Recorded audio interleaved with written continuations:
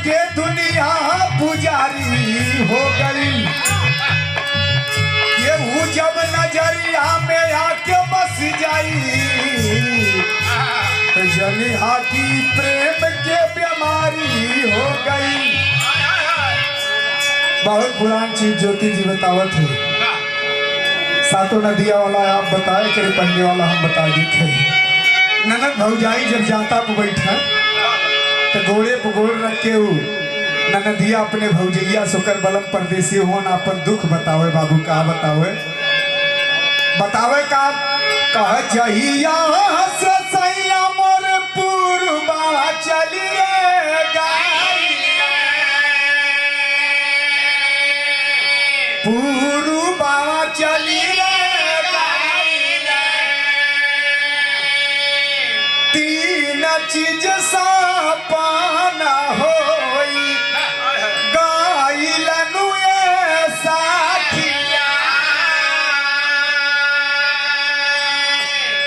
बिरहा सुनने वाले चच्चा बाबू भैया लोग, तीन चीज का सपना हो गई है। आखी के काजरावा हई मांगी के हो से नूरा, हई मांगी के हो से नूरा।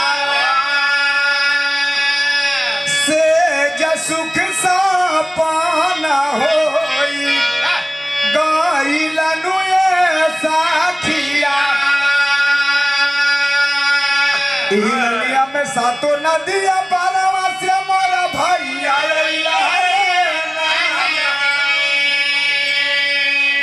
जाए देखे आप बताए, लेकिन एक लाइन पुरानी चीज है।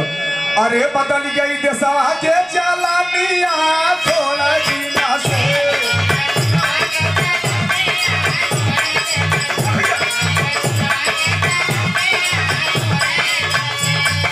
हर बरसा से खेत जोताई करी,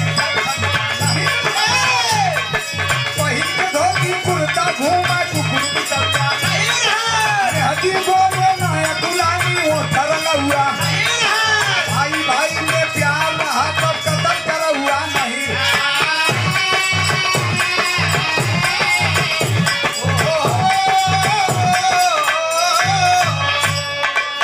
अब तो रोज बाजार जाए बैठ के छोला फुल्की खाए, तो यही से बढ़ल परेशानी थोड़ा